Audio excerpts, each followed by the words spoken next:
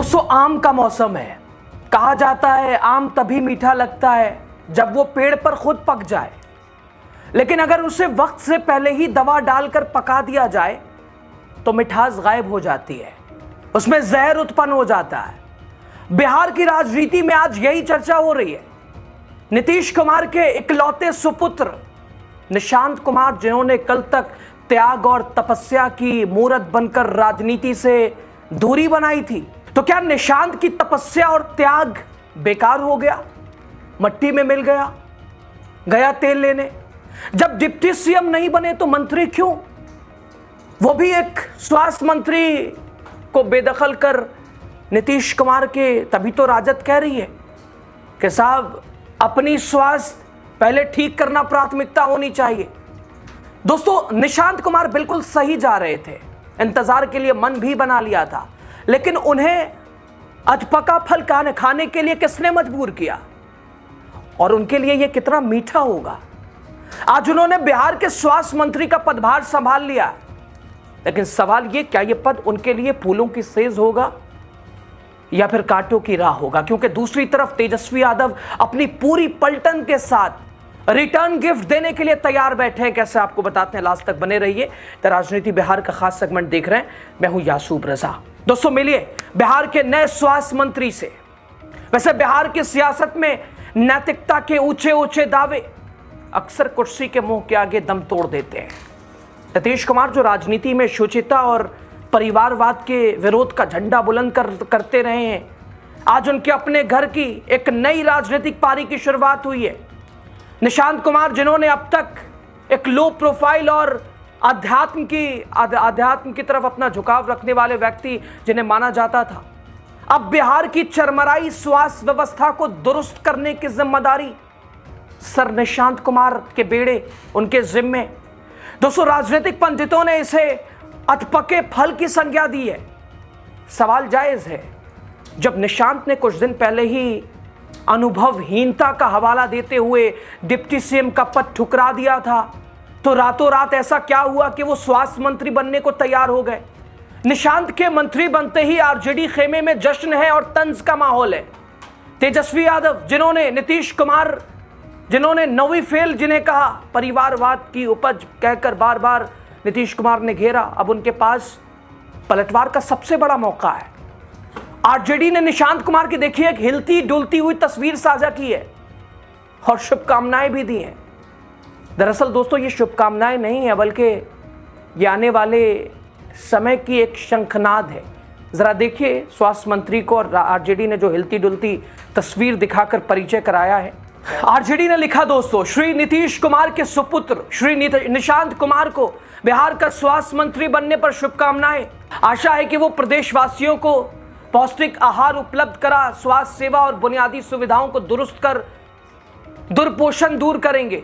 इसके अलावा वो नशीले पदार्थों के बढ़ते खतरे के कारण स्वास्थ्य के प्रति जागरूकता बढ़ाने पर जोर देंगे। खैर दोस्तों, जब निशांत ने डिप्टी सीएम बनने के प्रस्ताव को ठुकरा दिया था, उस समय उनकी बहुत तारीफ हो रही थी। तेजस्वी यादव और विपक्ष मौका मिल नहीं पाया।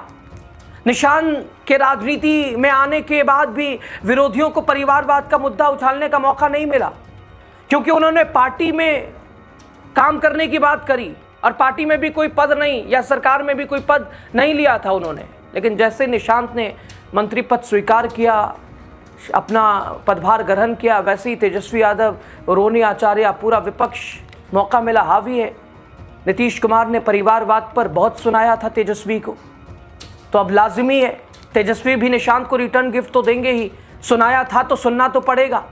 दोस्तों, अब मंत्री पद निशांत के लिए आसान नहीं होगा। वो हमेशा तेजस्वी के निशाने पर रहेंगे। मंत्री पद पर बने रहने के लिए वो आखिर किस सदन में सदस्य बनेंगे?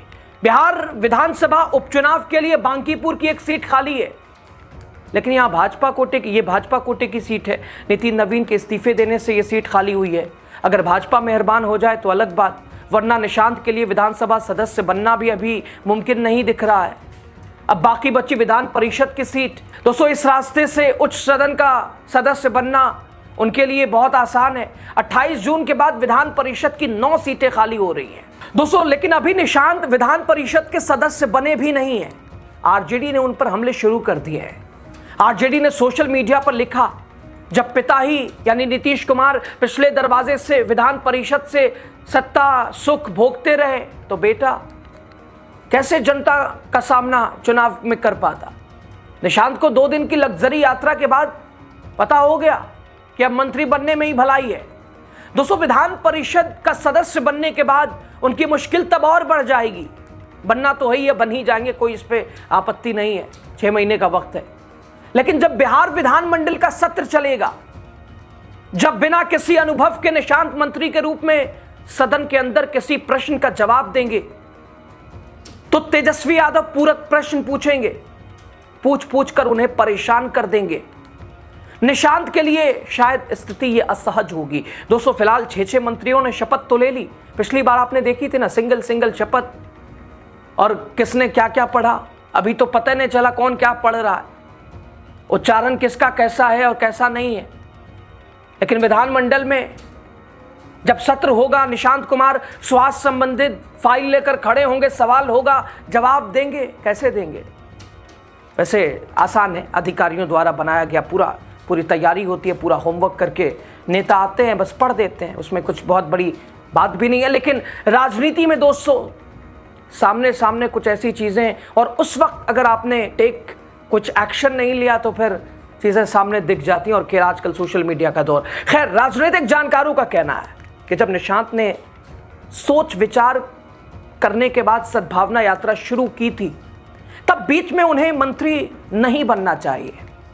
अगर मंत्री बनना ही था तो ये यात्रा नहीं शुरू करनी चाहिए थी। इससे बड़े मकसद वाली राजनीतिक यात्रा मजाक बनकर रह गई। अब तो यह आरोप लगेगा कि निशांत ने संघर्ष का रास्ता छोड़ दिया, आसान और सुविधाजनक रास्ता चुन लिया। निशांत अगर अपनी यात्रा के जरिए पार्टी में अपनी स्थिति को मजबूत बनाते, जेडीयू के लिए ये ज़्यादा फायदेमंद रहता। जेडीयू को एक ऐसा नेता मिल जाता जो जन संघर्ष से निकला हुआ होता।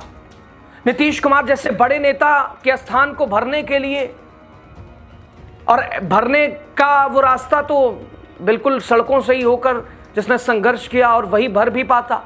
लेकिन निशांत ने मंत्री बनकर इस मौके को गवा दिया। अब उन पर भी आरोप अब झेलने पड़ेंगे। सुनाया गया है तो सुनना ही पड़ेगा। खैर दोस्तों, कहते हैं राजनीति में टाइमिंग का बड़ा महत्व होता है। निशांत कुमार ने सद्भावना यात्रा अपनी शुरू की थी एक जननेता बनने के लिए, लेकिन बीच रास्ते में ही मंत्री पद की शपथ लेकर उन्होंने अपनी यात्रा पर इस सवालिया निशान खड़े कर दिया। विरोधियों को परिवारवाद पर बोलने का यह सुनहरा मौका मिला है, बोल रहे हैं। अब अगर निशांत अपनी यात्रा पूरी करते और चुनाव लड़ते, फिर मंत्री बनते, तो शायद जनता उन्हें सिराकों पर बिठाती। लेकिन चोर दरवाजे से एंट्री और अधपके फल की तरह सत्ता का स्वाद चखना उन्हें विरोधियों के निशाने पर ले आया है। तेजस्वी यादव अब चुप नहीं बैठेंगे। उनके पास अब परिवारवाद का वो हथियार है जो खुद नीतीश कुमार ने उन्हें थमाया है। अब हर हमले का जवाब रिटर्न गिफ्ट के रूप में मिलेगा। निशांत को अब न केवल बिहार की स्वास्थ्य व्यवस्था को सुधारना होगा, बल्कि सदन के अंदर तेजस्वी यादव के टॉर्चर को भी सहना पड़ेगा। उन सवालों का जवाब भी, और यहाँ एक साथ शपथ जैसा नहीं होगा कि एक साथ सब बोल लो, सपोर्ट में कोई आके खड़ा हो जाए। यहाँ खुद बताना, आंकड़े देने पड़ेंगे, समझाना, दिखाना पड़ेगा स्थिति क्या है।